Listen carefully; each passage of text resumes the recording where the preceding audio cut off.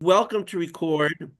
And I have a new router, so I shouldn't have a crash. 10 9 8 7 6 5 4 3 2 1. Record. Shalom. Good afternoon from Jerusalem, Israel. This is Mr. Lowell Joseph Gallen, founder of the Root and Branch Association Limited, established in the United States of God of Israel, bless America, in New York State in 1981, now celebrating our 44th year. Today is Wednesday, March 19, 2024, in the Gregorian calendar, and it is the 19th day of the 12th Israelite Hebrew month of Adar in the Hebrew Israelite calendar, year 578. Welcome to episode 32 of our monthly seminar, Ancient Roots Mothering, Roots, Nettles, and Sage, with three mighty women of the God of Israel. Mrs., in alphabetical order by last name, Mrs. J. Rivkah Asoulin of the Lower Galilee here in Eretz Yisrael, Mrs. Chava Dagan of the Northern Negev here in Eretz Yisrael, and Mrs. Gilla Weiss in Florida. And we welcome our friends and colleagues from places far and near. So please support all our work. The links will be below, or they're supposed to be. And now, without further ado, let me hand over the mic to these three lovely ladies for more natural wisdom. Oh, by the way, we had our annual seminar with Roseanne Barr, Purim Address to Humanity, last Thursday, and she spoke about the church burned them as witches. They were the natural healers. We have the divine feminine and all that sort of stuff. She's big. She's very much in favor of that, and she was talking your language last Thursday. I Let's just get her posted it on to the our Rumble show. channel. Let's get her here.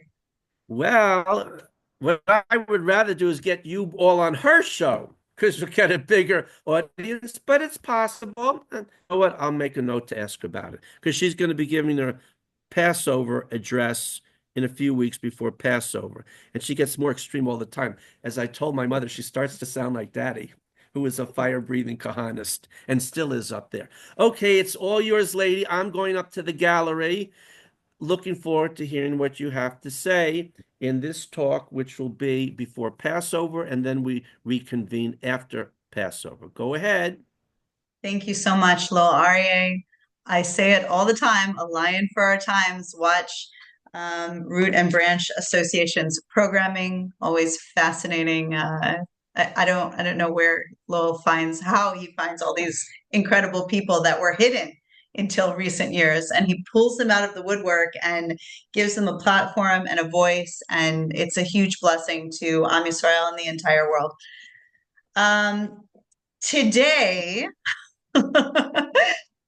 we are so happy to be here. Our show last month was canceled because Lowell Aryeh was not feeling well. So we're so happy that he's feeling better, and he looks good as new, better than new. We're going to be talking about parenting. But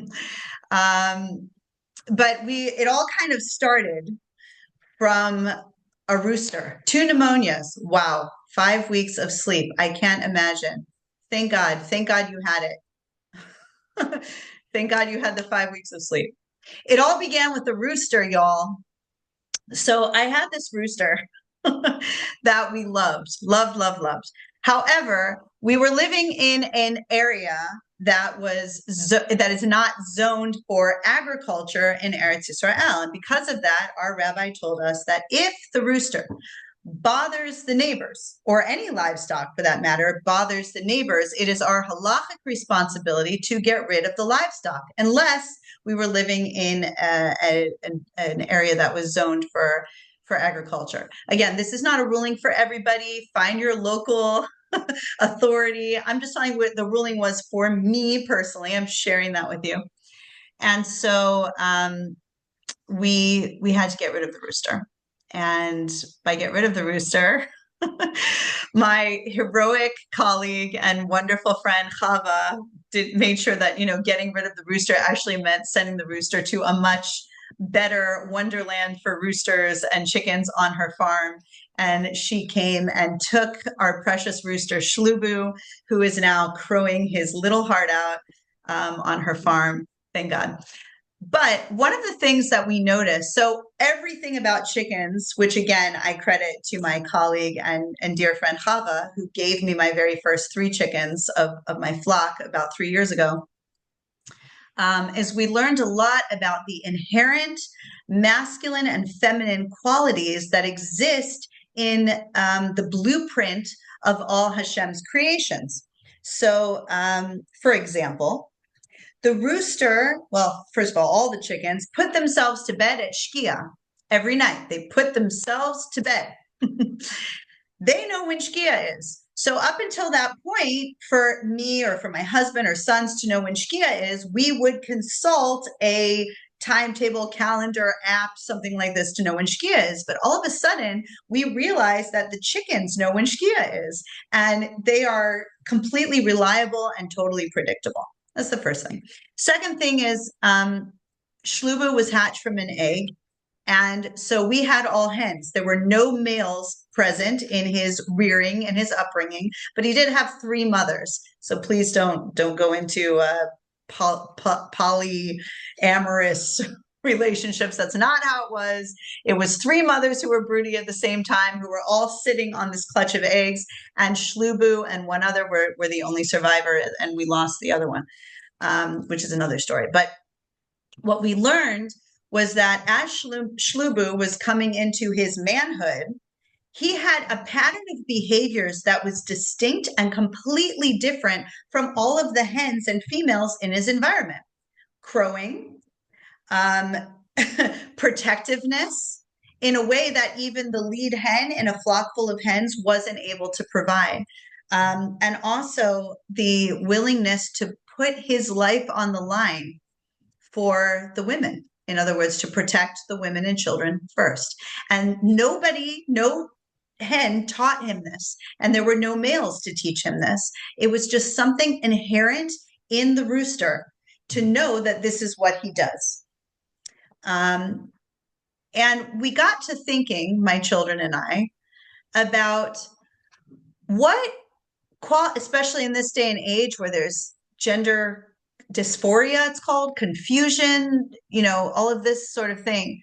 What qualities might exist in human beings that have been bred out of us that would naturally let us know who we are as men and women, two distinct genders that are separate from each other, just like Shlubu knew his job was to protect all the hens, and his job was to do this certain pattern of behaviors that the hens never, ever have done.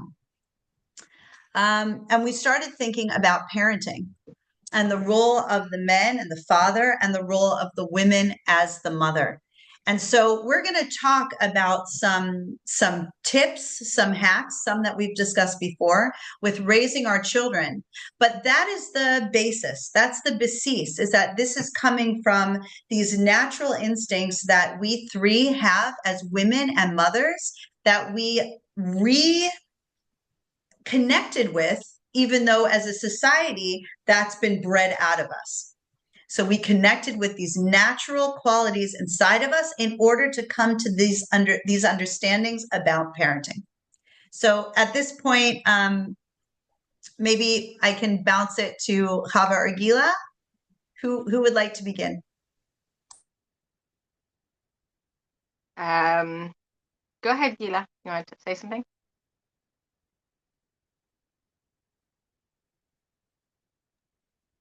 Chava, you're the farmer. You go first.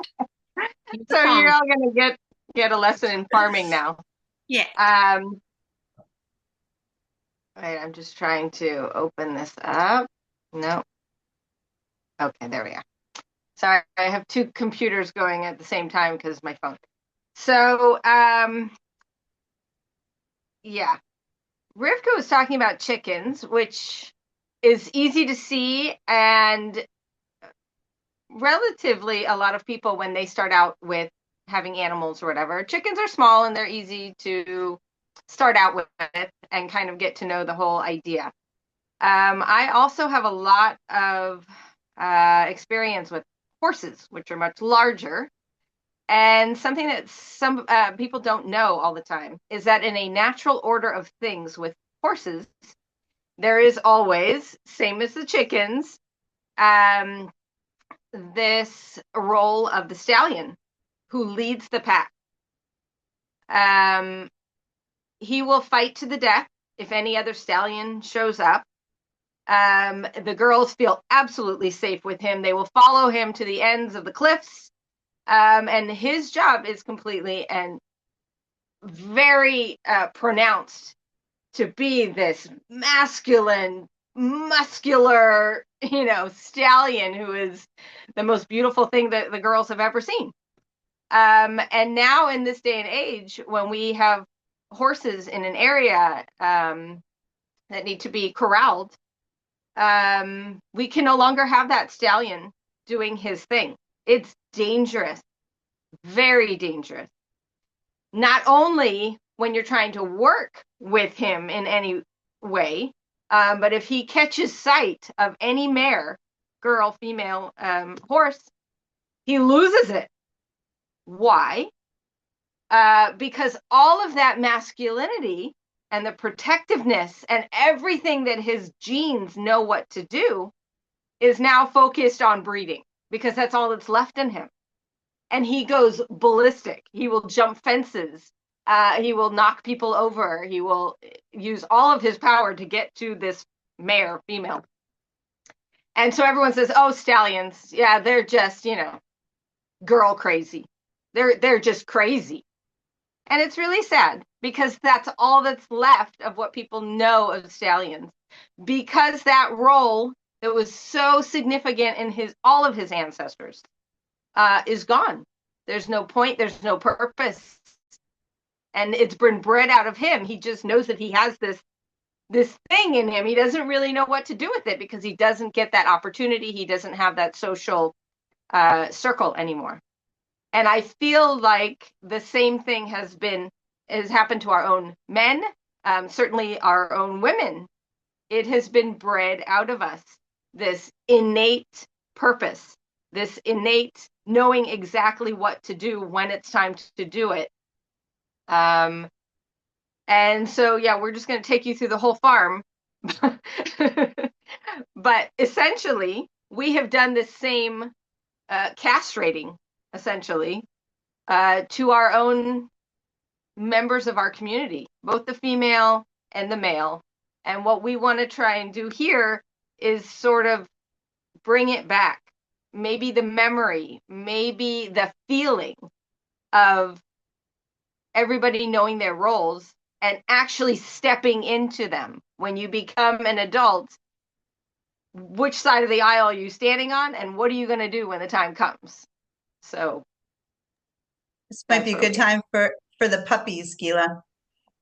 Thank you, Chava, for that. I love that about the stallions. I'm so grateful to you. Thank you for teaching us and helping us to connect with that. It's so important, really beautiful. And Rivkah, the chickens, the rooster, yeah. So I'm going to talk about puppies. So I'm what we call here in the US a dog mom. I have a dog. And so we love our dogs. Whoever has a dog, we love them. I used to use this analogy a lot many, many years ago when I used to be a Literature League leader about breastfeeding and nursing and attachment, and the analogy of puppies. In today's days, many of us have our precious dogs from either a rescue or from a factory farm breeder. And more often than not, these factory bred dogs, puppies, are taken from their mamas too early. And when you get a puppy and it's being taken away from its mom too early, there are specific signs and consequences. And, I can go through the lists. There are emotional. The dogs tend to be more clingy, scared. Puppies that are aggressive, puppies that don't form good social skills and attachments to humans and other dogs, puppies that bite, that are difficult to train. These are all typical signs of a puppy that's been taken away from its mama too early. And physical, dogs who have been taken away too soon do not get all the antibodies from their moms, and they tend to be sicker dogs. So, okay, good. I've gone through a list of things. Tachlis, bottom line. Who in their right heart would have a dog with puppies and take those puppies away from mom at night? Who would be able of us to stand the cries of a puppy and a mama dog? Who would feel terrible doing that? Pretty much everyone I meet and speak to. Yet, when it comes to our human precious souls, our babies, the whole thing changes. Suddenly, it's like we need logic, we need science, we need pseudoscience, we need pseudo-feminism, we need our careers. It's like they need to cry it out, they'll self-soothe, they'll get used to it, they got to learn. And we're here to tell you and share with you that if it's right for the animals, it's even more so important and right for humans. And how we have stepped into or stepped out of that conditioning and listened to our intuition and done what has been right for humans and what is. And we're here to encourage you to connect and to see that this is so important to our human kids, grandkids, the generations that come. So this is point one, I would say, which is realign with your inherent God-given qualities. So when Gilla talked about the puppies that are aggressive, they're biting, I think if we can jump to a human example of that, who has been on the playground and seen very aggressive children who are biting, who are wanting to attack and punch and, really harm other children? So the three of us were discussing our children. Now, our children certainly fight. I mean, all children fight. But there's a difference between children who are fighting, and then when someone gets really hurt, everyone stops and goes, oh my gosh, are you okay? I'll get mommy, I'll get whatever. And a child who literally you have to pry them off of another child because they're biting and they're for the death, for the jugular. And so these types of behaviors, I pose it, could be because they are separated from their primary care person, which is hopefully the mother and, father, but primarily the mother for babies, too soon, which brings out this kind of aggressive attitude. And this aggressive attitude, there's when we go through an emotional trauma, we're stunted. So Chava can talk about, maybe if she wants, about stunted around age 12, maturity, how that looks. But that can happen. It does happen often when people are going through an emotional trauma, like a baby being separated from its mother too soon for, say, 6 to 8 or more hours a day, beginning at 6 weeks, which is when daycare or ma'on in Israel begins, going on for years and years and years. Now, the scientific studies show that these children we are literally stressing our children. They're releasing stress hormones and they're sicker, just like Gila said with the puppies. They are sicker all the way into adulthood. And certainly more aggressive. And so when we're looking at a world that has a bunch of adults who are emotionally stunted and aggressive with one another, we want to examine the root of where that comes from. And it's a lot of times the mothering, I would say almost all the time, mothering is overlooked. The role of the mother in setting that foundation for a future adult who's emotionally mature and knows how to negotiate and handle situations in an effective, peaceful way. It starts there. So maybe Chava, you'd like to add. So I deal with this a lot, sadly. It's heartbreaking to see.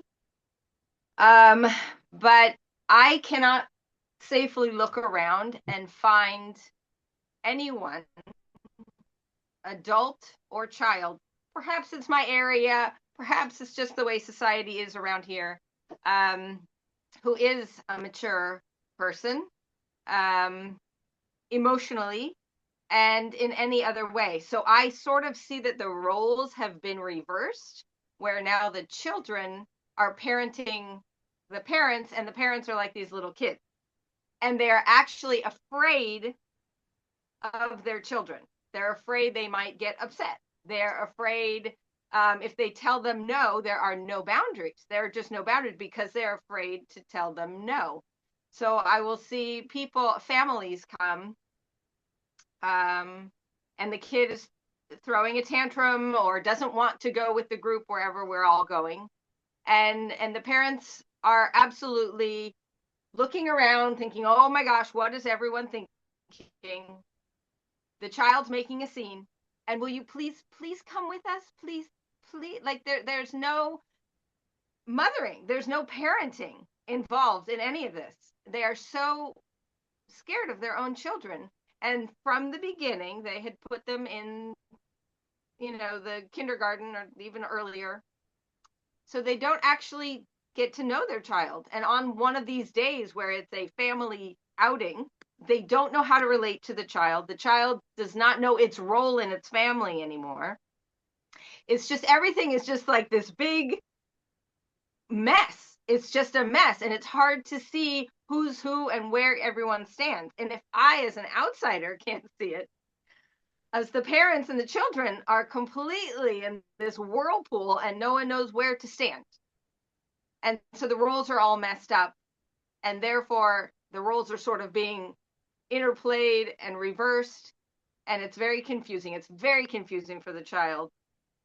And it's because there was no foundation laid. There was no connection made. There was no role assigned to everyone. And so the child doesn't know where to put himself. And he essentially becomes a pseudo weird version of the parent. And it's very heartbreaking to see. Anyway, this is what I'm observing everywhere. And it's across the board. Across the board. It doesn't matter if they come from religious communities, secular communities, Ashkenazi, Sephardi. It does not matter. It is across the board. Where do we fix it? How do we fix it? Let's have these kind of conversations.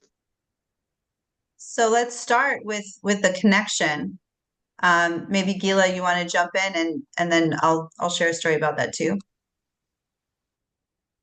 So first of all, I would also just like to share that, we keep repeating it's been bred out of us and we have been conditioned. And it's really a lot about the conditioning. And as Rivkah is going to go into this more about connection. So essentially, we're going to be sharing with you all about the connection. But before we get to that, I want to share that I work with a lot of women over the years, and I feel so honored and blessed. And it also breaks my heart because I see these beautiful, wonderful young women who are struggling, who are in pain, who have been sold, lemons and being conditioned to pseudo-feminism. Yes, it's important to have kids. Yes, you'll have children. Yes, you'll have babies. Blessings and beautiful. And that's where it stops. But, this younger generation, and I would say even our generations, have been conditioned to the importance of a career. And I'm not saying we should not have any careers or outside interests. Quite the opposite.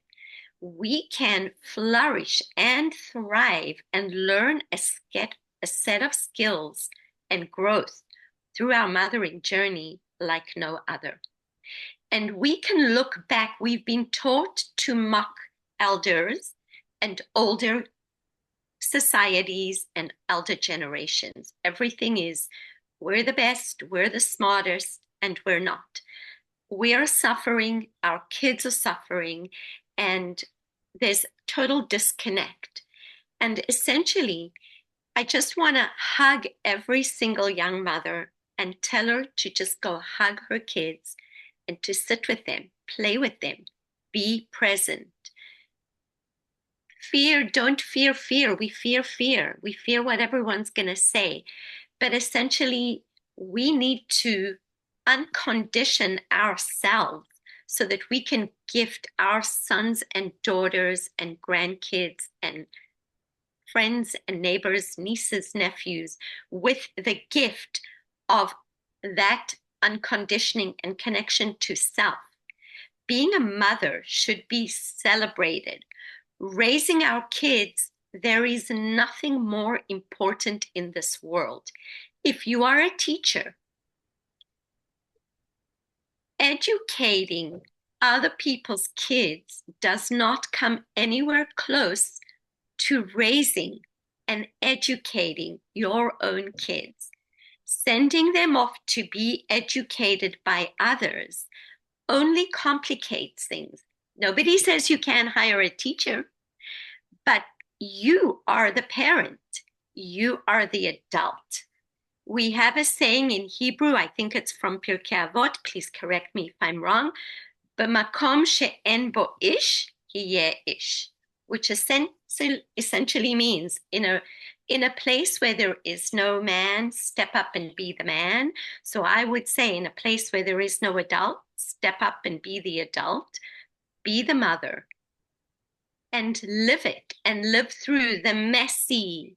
Motherhood is all about messy. Raising kids in Judaism, we have a blessing. May your table be always messy and loud. Through the chaos, Hashem created this world. God created our world. Through the chaos is how we grow. And how we, through the messy, get messy with your kids. Connect. The connection helps to infuse them with a love as well. So I'm not going to go into that more because we're going to go into it soon, but I wanted to just send out a message that you're not alone. We hear you, and we want to help you, give you skills to go through the messy, embrace mothering, celebrate it for what it truly is, and bring it back to its place of respect in society, and most of all, for your kids.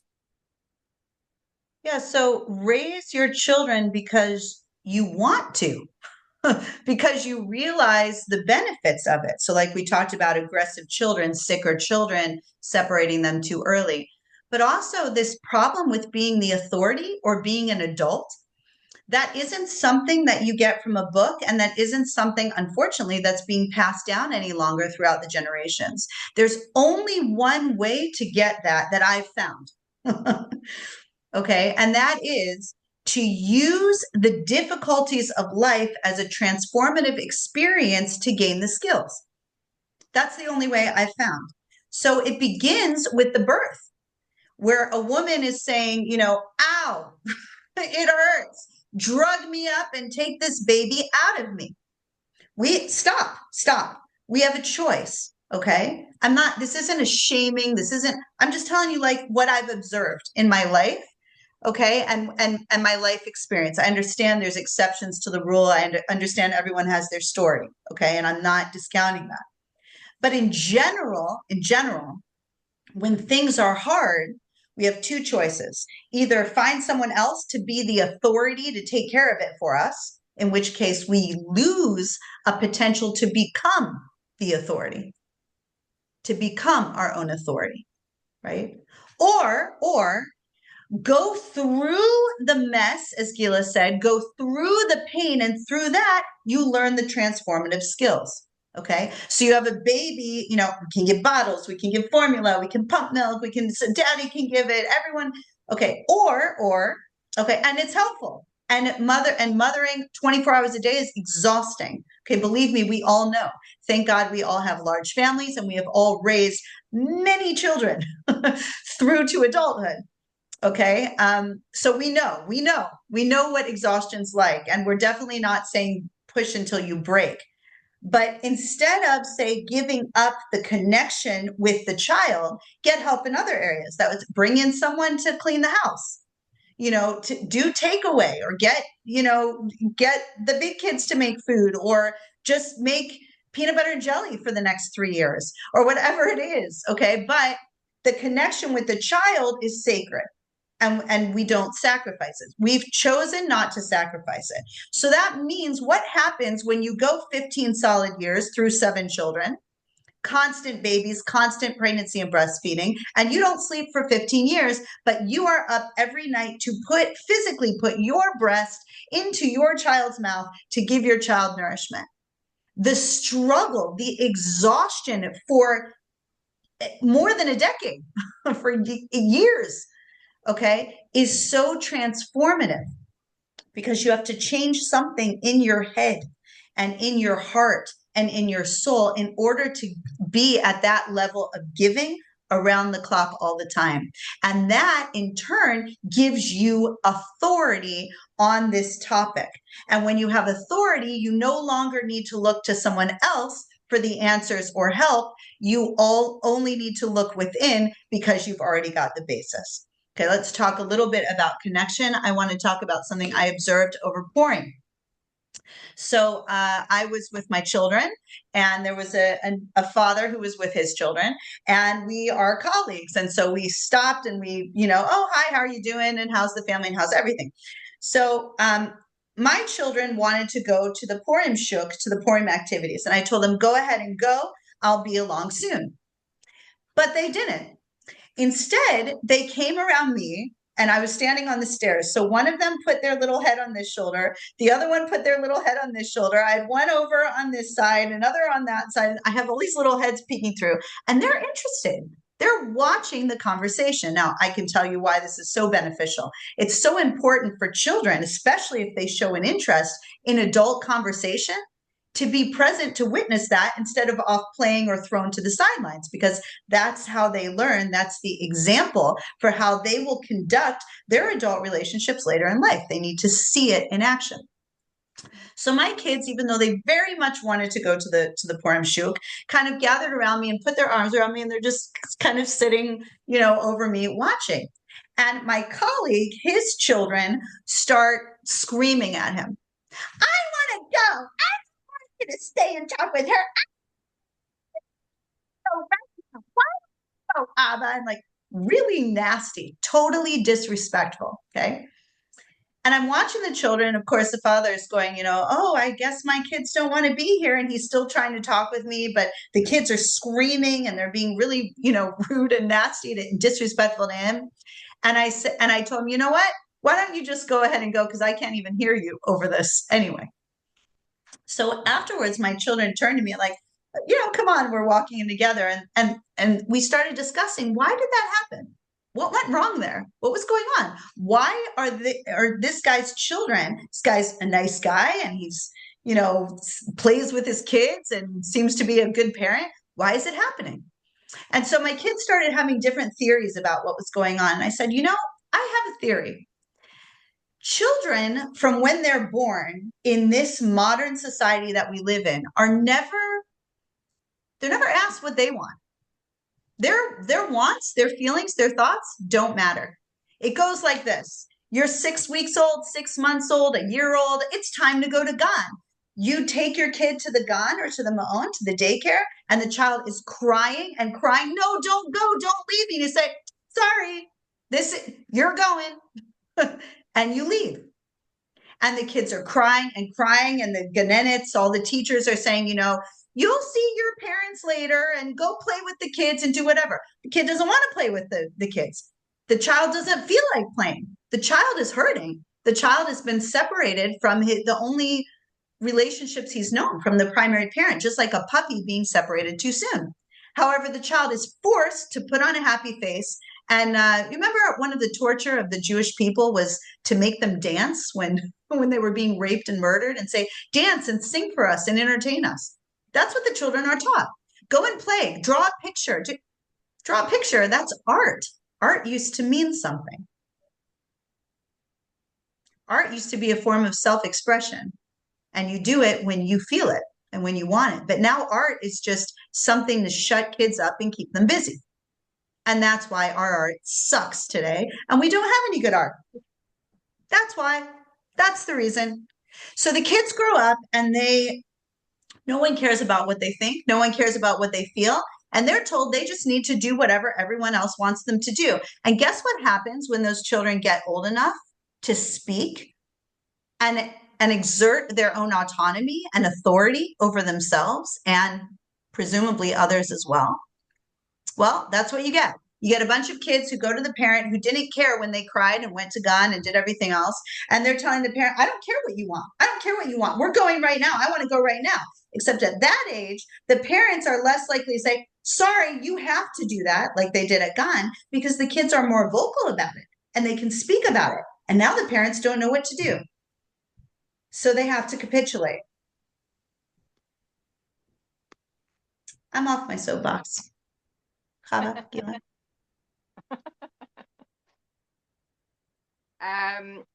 So easy, as you were referring to, is easy on me. I don't want to deal with the emotional outbursts. I don't want to deal with the repercussions of no. I want my life to be easy. And so therefore it all turns back on me. What I want, what I'm thinking, not even what I'm feeling, just, I'm thinking only about this thing. Whereas parenting is not that at all. And when we go through the hard, as we're able to step out of me to connect with the other, and it becomes a role model in a way, slowly. And what we're missing today is what I see is we're missing the role models. We're missing, like Rivkah said, or Gilla said, the older generation are just kind of thrown to the side. We don't need you anymore. Well, they're the ones with the stories. They're the ones with the experience. They're the ones with the connection. They're the ones who were here before the internet and phones and everything that distracted us so badly.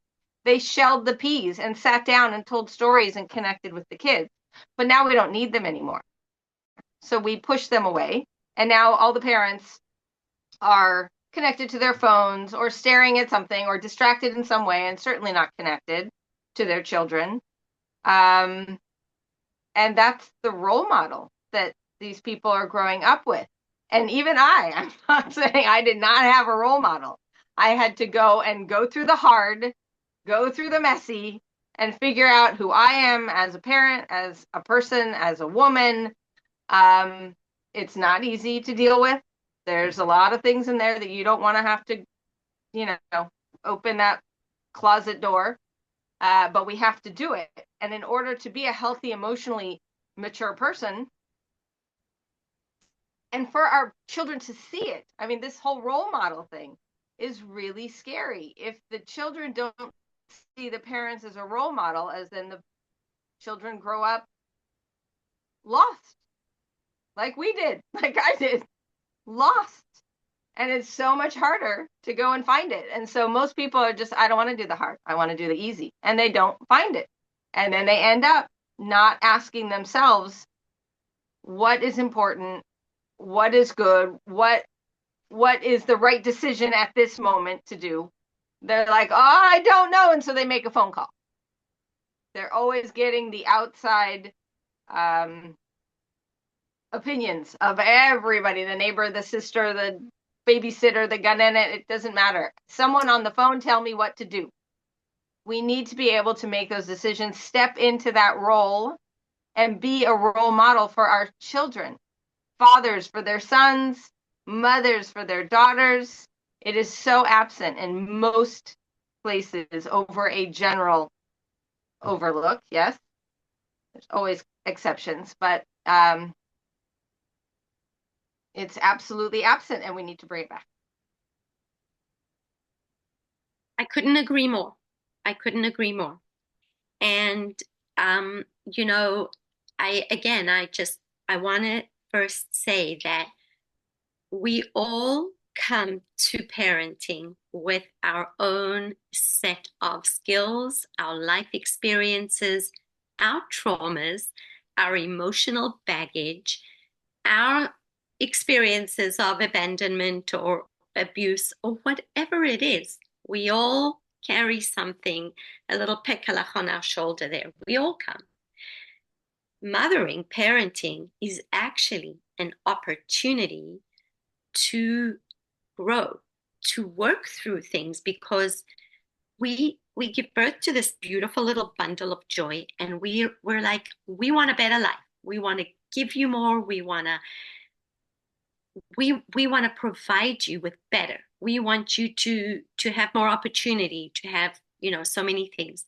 So instead of making a list of, okay, we're going to start a college fund early and we're going to buy the most Consumer Reports best stroller and, you know, the most fine wood Italian crib, let's also make a list of how we're going to provide more emotional presence from ourselves when we don't have that, or emotional maturity, and how about emotional regulation, which we may not have.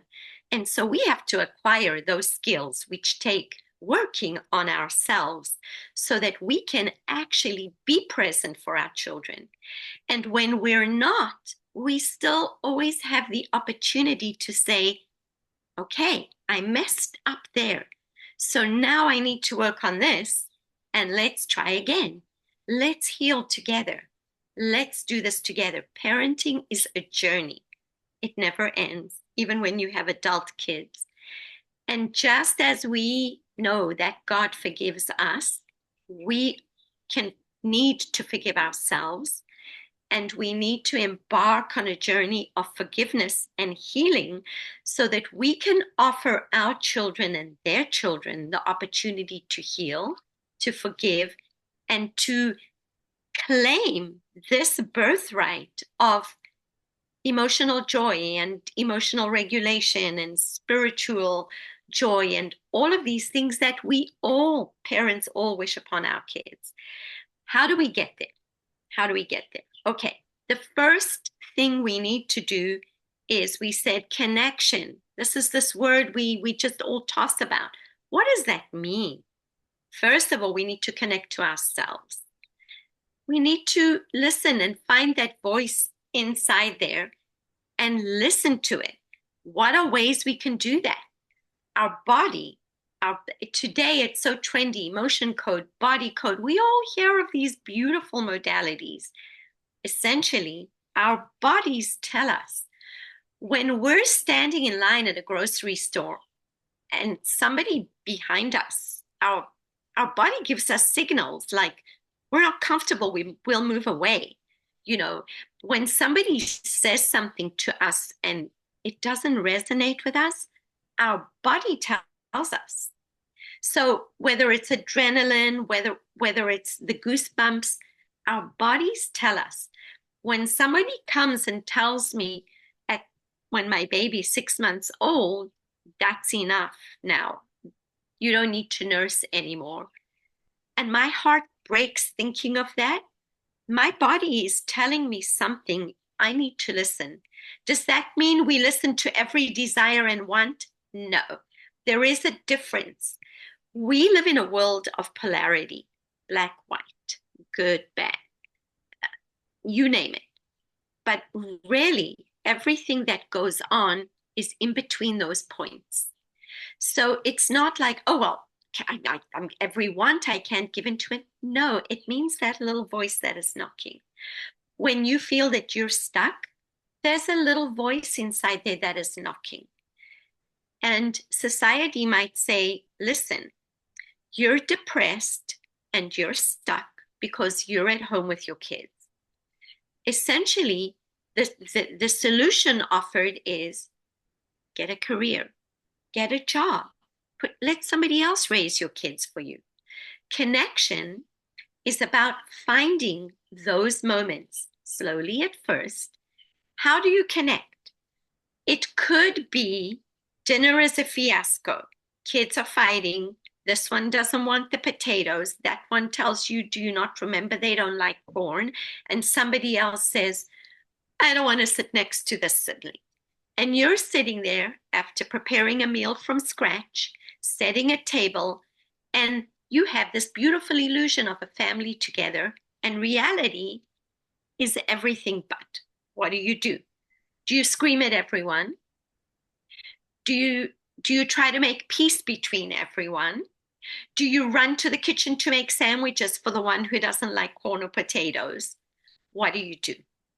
I would say none of the above. I would say step out of yourself and into yourself. Grab a different tablecloth. Get something from the kitchen that everybody loves. Tell everyone to bring them plates and sit on the floor. We're having a picnic. Make picnic dinner once a week. Make an outing to the beach or a park spontaneous once a week. Bring a snack in the car and surprise everyone. Do these things to help our kids step out of their routine, looking at a certain brother and looking to you and say, he looked at me. We've all experienced it.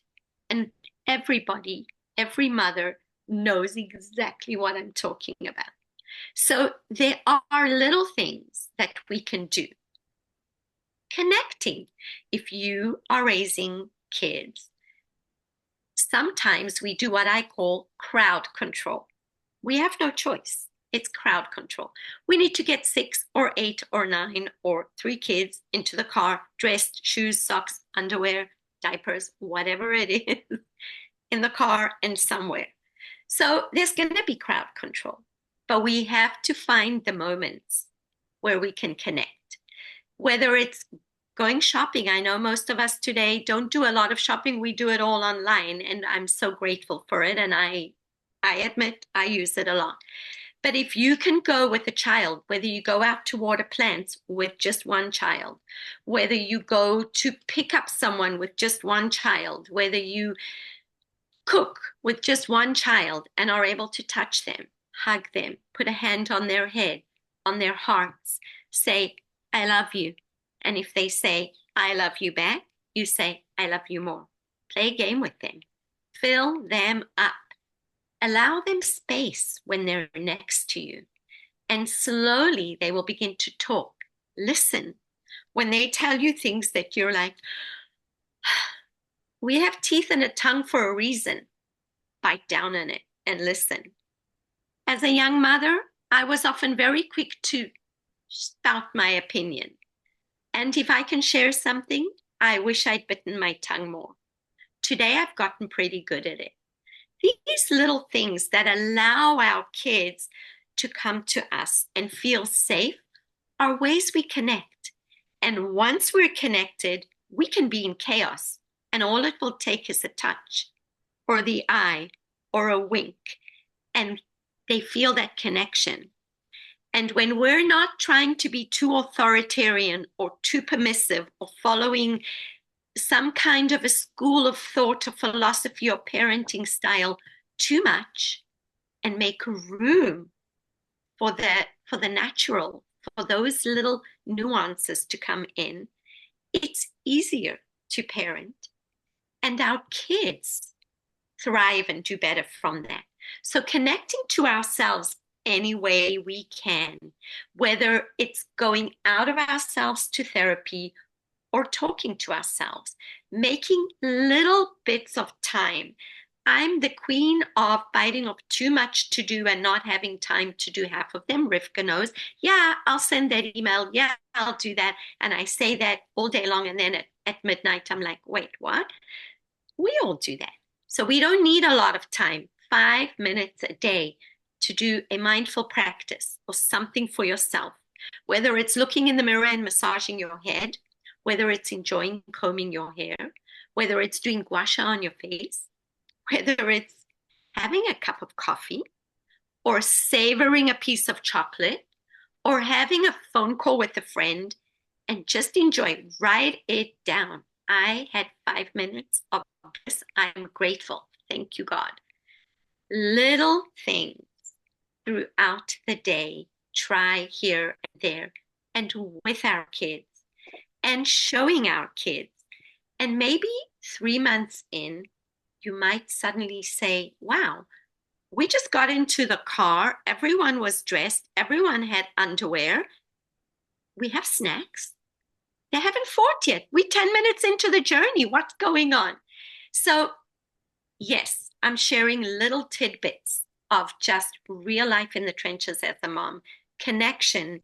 We say connection before community. Is that the next one, Rivkah? Yeah, so I'm going to let Rivkah take that one off. Oh, connection above community. Well, you were doing great, Gilla. That's exactly it. I mean, I think that's the problem for a lot of people. If you can't beat them, join them. That's the kids are all rolling on the floor and whatever, like, okay, picnic on the floor. Or like my daughter who all winter wears the hat and the 3 layers of clothes that look like Purim costumes and the whole thing. And, and it's like, we need to go to the store. We need to do whatever. You look ridiculous. However, you're 7 and you're only going to be 7 once. And so my 5-year-old, my 5-year-old, she's now 20. When she was 5, we started doing Rosh Chodesh together. And I remember I told her, like, we're going to have a mother-daughter, we're going to celebrate Rosh Chodesh together and do something special because I had my daughter and then 4 boys. So it was something very special for my eldest. And she went and dressed up in a beautiful princess costume to go out for dinner with me. And I remember my husband saying, you can't wear that, go and change. And her little eyes filled up with tears. I said, what are you talking about? She looks absolutely gorgeous. I would be honored to take this fine young princess out for a cup of tea this evening. And I escorted her to the car and, praised her on her crown and everything. And you know what? I see a lot of parents not doing those things because they don't put connection above community. So they're so concerned about what other people will think. What will the community think? And when I asked my husband about later, why did you make an issue out of that? And he goes, what will everyone think? People, and what it really is what will everyone think about me as a parent? That I let my kid go barefoot, wear 50 costumes, wear a dress to a Roma cafe, or a princess dress, whatever it is. And the reality is there's a certain amount of courage and ability to stand alone when you're putting connection above community. So you just have to say, this is what's best for my connection with the child. Again, connection is not a small thing. It's the foundation of setting boundaries. One more time for those in the back. Connection with your child is the foundation for setting actionable boundaries. If you go up, no, you can't do this. No, you can't do that. Don't wear that. They're just going to rebel.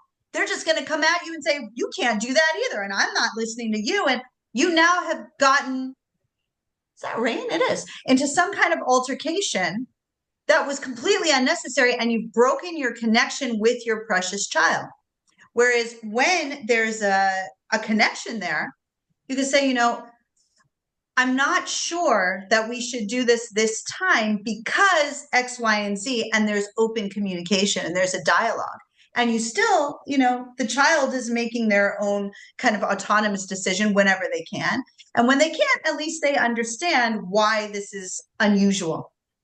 Okay. And by the way, at the restaurant, multiple people came up to me to tell me how beautiful my princess daughter was that day. They loved it. People love seeing a little girl in a princess dress. And you know what? Sometimes people don't love seeing my almost 11-year-old going in bare feet everywhere. But you know what? Oh, well, guess. And I've had the negative comments. Where are his shoes and where whatever? We don't like to wear shoes. It's very healthy to go barefoot whenever possible. Obviously, he wears shoes when we're going into a big city or a place where it could be dangerous. There could be, something that could impede his ability to navigate. But when we're going to, most other places where we don't have to, if that's what makes him comfortable, great. And you know what I found is being flexible about that and standing up for him in front of the naysayers, where he sees that he's number one with me and I don't care what anyone else thinks. I'm putting him first, unconditional love. The times where I say, you know what, we are going into Tel Aviv, probably should wear the shoes here because who knows what's going to be on the street, and we got to move fast as a family across major highways and things like that. And he goes, okay. And there's no battle because he understands that I would never have said that he needs to do it if he didn't really need to do it. He trusts me because I've modeled trusting him, much like with the children. If you ask them what they want, if you're attentive to their needs and they're crying, don't leave me at Gan or Ma'on, and you say, you know what?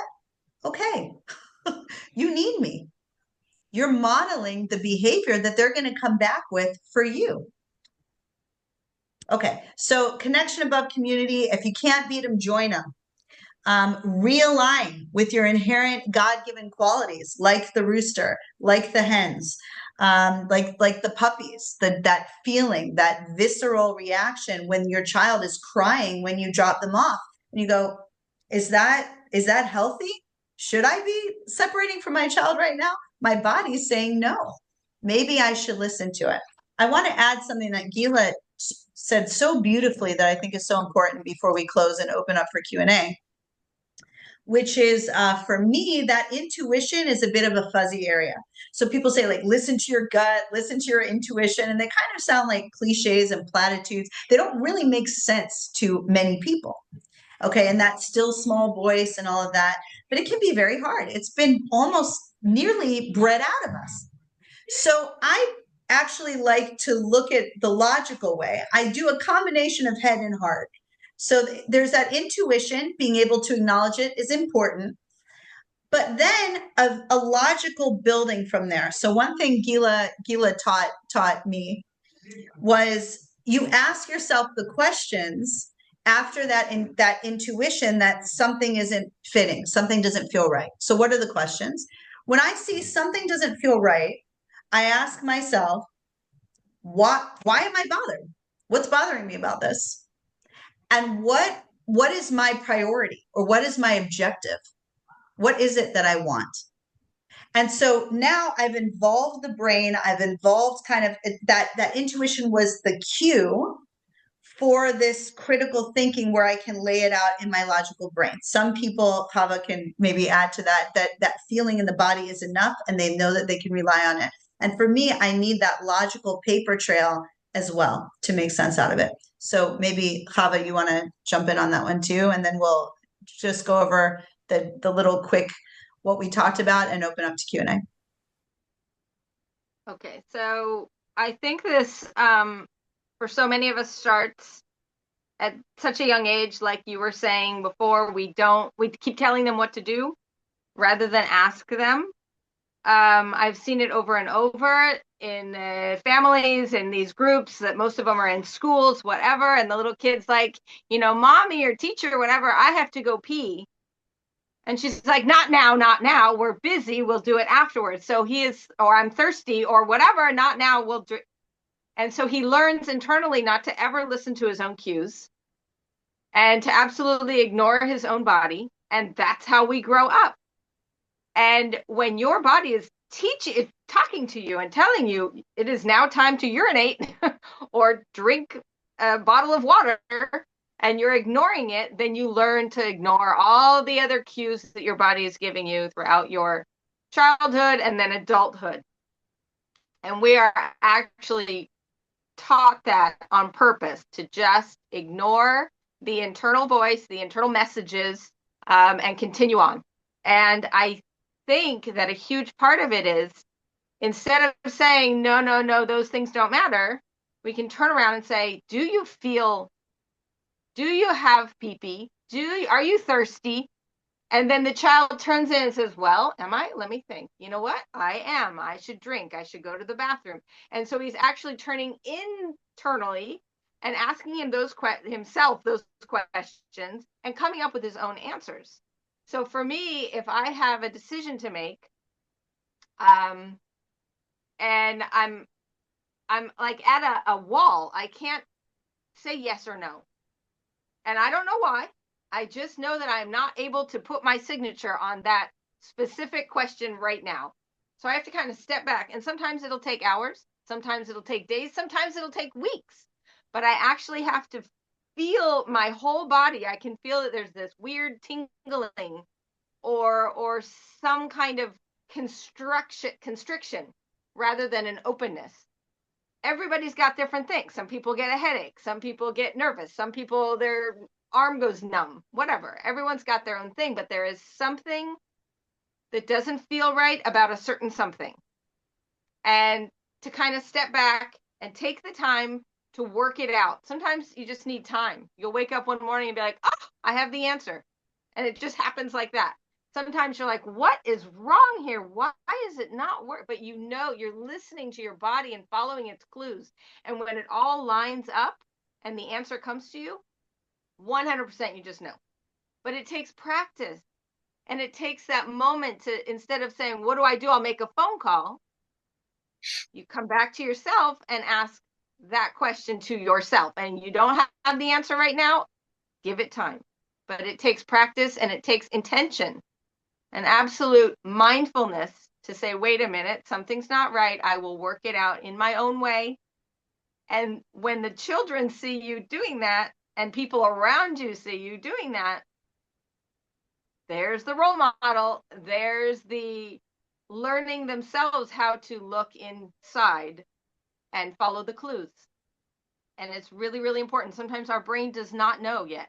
It's ready to just jump forward, but our body always gives you little, sometimes it's really, really minute. Sometimes it's big and blown up. But to pay attention and to follow those clues, even if you don't have just take a moment, take a day, take a week. I wanted to add something. Do we have a moment? Everything we've said might not be so easy. We try to condense like over 25 years of parenting into an hour. And I would like to just give a shout out to Rivkah and Chava, who are part of my like-minded sisterhood sisters. I feel they're my sisters. And we share a lot of similar mothering experiences. And even though we may not have known each other when our older kids were babies, we're still raising kids. And I feel like if you can find a like-minded friend, tribe, even a WhatsApp group or a Telegram or, follow us, where you can be validated with your, intuitively, I'd really like to parent this way. When you can find friends, like-minded moms, be it a group or whatever, and be validated, you're going to be empowered to persevere through that and to get through that. And it's beautiful because when you can share with another mom, I'm so tired because my baby thought that it was an all-night drive-through milk bar and I slept 2 hours, and have another mom say, oh my gosh, I had that. And then, my 16-month-old did the same thing and I just gave him a spoon of butter and he slept for 3 hours. And so did I. Or, I just brought him into bed with me and got a little bit more sleep. You can mother from a place of joy and validation and know that this is physically difficult, but I feel good about being there for my child. And knowing somebody else who feels the same way and mothers the same way will give you the support you need and little tips instead of saying, just put them in school, get a nanny or whatever it is. We all need support. Postpartum depression is very real. Reaching out is so important. but reach out to the right people, find like-minded people. While we don't say you should follow everything in a book, if you can find a book that validates how you feel and how you want to parent, go for it. If it's a Facebook, if it's a whatever it is, WhatsApp, find your tribe, because that's how you're going to get all your practical tips and your friendship and your sisters and your mama friends. And really, that's what it's all about. You don't need to be doing this alone. Don't do it alone. You know, we homeschool. If I were to tell a non-homeschooling mom that I just had the worst day, she is not going to be saying, oh my gosh, I hear you. This can be so hard. I can tell Chava and I can tell Rivkah because they're going to laugh. Yes, everybody has difficult days. So do moms who send the kids to school. They all got in the car and they just fell apart. So find the moms who are going to validate you and hold your hand. And I bless you all that you should be blessed like me, Rivkah, and Chava to have each other.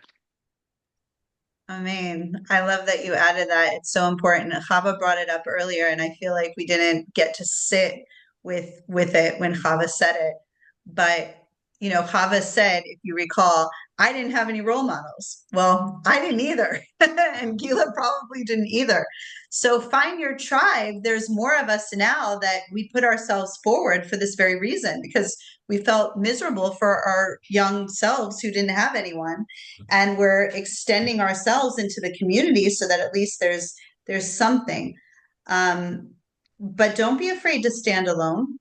If you can't find, like Gilla said, find the right people. If you can't find the right people, you're gonna have to stand alone. Might take some time to find those right people. You might not find it until your baby's, 2 or 3 years old, or you're on your second child, or whatever it is. Another thing that we touched on at the beginning, I guess, to bring it back to close it, is these the stallion story that Chava was talking about. With these, there used to be all these males that ran together in a herd, and they had they weren't like crazy out of control stallions. Things were different when they had each other, when they were free to have their own autonomy and make their own decisions before they were domesticated, before they were forced into corrals and forced into these very unnatural situations. And that's exactly what we've done by institutionalizing children. School is an institution.